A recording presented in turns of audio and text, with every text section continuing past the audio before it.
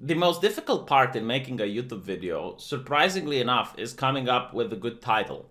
You guys already know the title for this. Congratulations. Tell me what it is, because I legitimately don't. It's funny because it has to be something that gets people to click. I don't want it to be clickbaity. I don't want to, lie to people about what the content of the video is. And at the same time, it needs to be something that doesn't get demonetized. It's very difficult. Very hard. Right, Paradox Interactive. Another company that pisses me off. What did they do? As you guys know, there was the controversy where a person made a mod. Now, a mod is something that people can willingly download. Like, it's something that doesn't affect anyone else but the person that downloads it. And I've been saying this for a while now. Diversity in video games is not something people demand, because if people demanded, you would have mods that would turn The Witcher into a black woman by now. You can do it, but people don't, because there is no demand. However, when it was about Stellaris, people made a mod to make everyone in Stellaris white, and Fire Axis had a fit over it. Yes, they literally had the fit about what people play in their single-player game. Like, they can't sleep at night knowing that mod exists, which I think is a troll mod. I don't think, like, people legitimately needed it. But it was so in your face that there were so many black people in a game about the future and space that a lot of community members decided, why don't we mod and we can have only white people in it, right? So this shows the mentality of the people at the company. They are sick and broken in the head. And here you're going to see what I mean. They release a trailer where a baby is being killed by a snake. Like, that is in the trailer, right? Like, most people might find that offensive. It's infanticide. But they don't think that's the problem. They think the problem is that in a game called Crusader Kings, Deus Vult is mentioned. So they decided to remove Deus Vult from the game. Like, let's get priorities in order. Deus Vult, which literally means God wills it, is bad. Killing a baby, well, we can show that. What's even funnier is that you don't see Muslims complaining. It's not that some imam or some sheikh somewhere in a country complained and demanded that the developers would change. No. It's like from within, like people that aren't even Muslims. It's like, let's remove Deus Vult. I'm really curious if Inshallah is going to remain, because it literally means the same thing. But anyway, right. Today I found out something more interesting, okay? Deus Vult is offensive. You know what isn't offensive? Having pedophilia being added into the game. Bisexuality and asexuality and child sexual preference is how they name it. It's like, motherfucker, like, I know. Like, no, it's historically accurate, don't get me wrong. I'm pretty sure it's historically accurate. But so is Deus Vult. And your problem is with Deus... Are you kidding me? I'm sure someone is going to mod Deus Vult back in the game. Like, I'm genuinely curious. How is it that there is a person out there who creates art who has no problem with child sexuality preferences? They think that's fine, but Deus Vult isn't. And not only that, they want to lecture other normal people. Alright? Normal. Do you remember when that word used to be in something? It was commonly... I think we need to bring it back. Normal people about morality. So they say that sexuality provides added spice to character behavior and motivations, both in real life and in Crusader Kings 3. And it will also affect what is considered sinful or even criminal in a faith in the game. It's great for drama and intrigue, and in Crusader Kings 3 we've given sexuality more granularity. In addition to heterosexuality and homosexuality from Crusader Kings 2, characters can now be bisexual and asexual. Sexuality is no longer defined by a trait, but has its own system, which makes it easier to handle for us and more visible in the interface for you. It also means that we do not frame heterosexuality, as the default, which was also important for us. Children develop their sexualities around the age of 10, and once set, it will not change. It's worth noting that we don't model sexual and romantic attraction separately in the game, so a character's sexuality sets both their sexual and romantic preferences. Like, motherfucker. First of all, when you talk about nobility, you cannot view them from the postmodernist lens we have today. Nobility never, unless like very rare exceptions, but usually they did not get to marry based on who they love. No one gave a fuck who the king loved.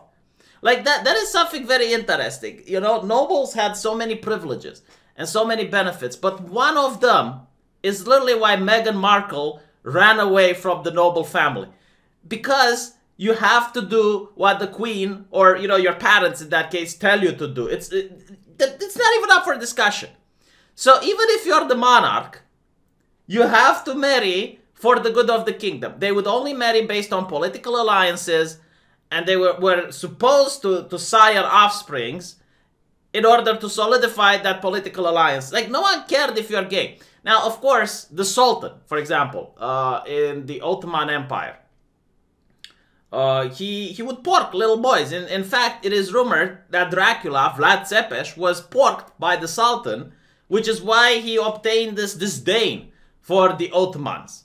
Radu cel Frumos, another person, Radu the Beautiful. It is also rumored that he got porked by the Sultan as a little boy.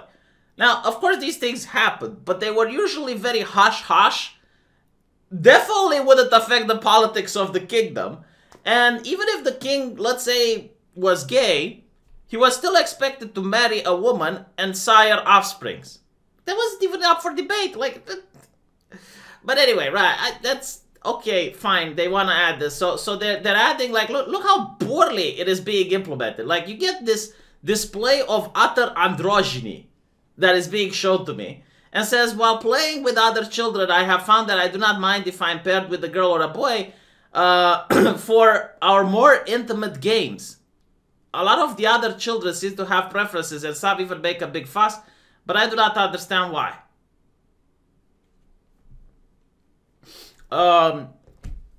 Again, I don't mind. Alright, like, if you want to cover medieval history, perfect. Okay. But the fact that your morality is Deus Vult is bad, and the gay child Kuchi Kuchi is good, makes me really question the type of people on the development team. Like, these are the people who cannot sleep at night because someone would download a mod that would turn the shameful display of androgyny into a white character. Like, literally, they cannot sleep if that happens. Like, no, that if that happens in your bedroom, it is their business. Even if you're playing the game single player, even if you're just downloading a mod that only affects your version of the game, they cannot sleep at night if they know that this is the case. I personally think that their game is going to suffer. And not because of these things, you know, like, again, remove Deus Vult if you want, blah, blah, blah. But when you hire people who think like this, I guarantee to you, these people are raging bigots. And the first thing they do is to make life hell for any person that doesn't think like them. I don't know why I'm getting messages there. Every time I make a video, I get messages. So they're going to end up with people that are talentless, but they're ideologically the same on the development team. Like, look at this. Women are also more visually present in Crusader Kings than ever before. We have some awesome... So I guess, you know, what I was told at school, that women were being oppressed in medieval ages, that was a lie, because this historical game is telling me that wasn't the case. Women were always present. It's like, okay, perfect. Then no need to complain. We have some awesome loading screens with a diverse bunch of characters, for example, but the biggest impact comes from the new event window. In Crusader Kings 2, we had lovely event illustrations, but the drawback was the lack of variation when it came to characters. In Crusader Kings 3, we use our gorgeous gorgeous. Like, yeah, this display of androgyny is gorgeous. To bring events to life, which will showcase the rich diversity of the cast of your playthrough in the event window. Who the fuck cares? Like, no, seriously, is there a gamer out there who's excited about the new Doom? Or is excited about the new Prince of Persia? And, you know, you finally get a developer to tell you about the game, and you're like, tell me about the loading screen. That's what I want to know, because that's where we're going to spend most of our time on, isn't it? Like, tell me about the loading screen. What am I going to see? Am I going to see some shameful display of androgyny in the loading screen? Oh my god. Again, like, people can mod these in. You know, like, if there was such a demand to see the rich diversity in the loading screen, you would see mods for them now, wouldn't you? You know what there is demand for? Good gameplay. That is a big demand for. And historical accuracy in a game like Crusader Kings. The more accurate to history it is, the better. Right? At least that's what the community wants. This is what people are asking for. You know, you're not going to get 100%. It's not going to be a historical simulator. But the closer it is to actual history, the more people are going to be pleased. Deus Vult used to actually be a historical thing. So was infanticide, in order to make sure that some lineage gets to live versus others. I agree. But again, the developers think that only one of them is important.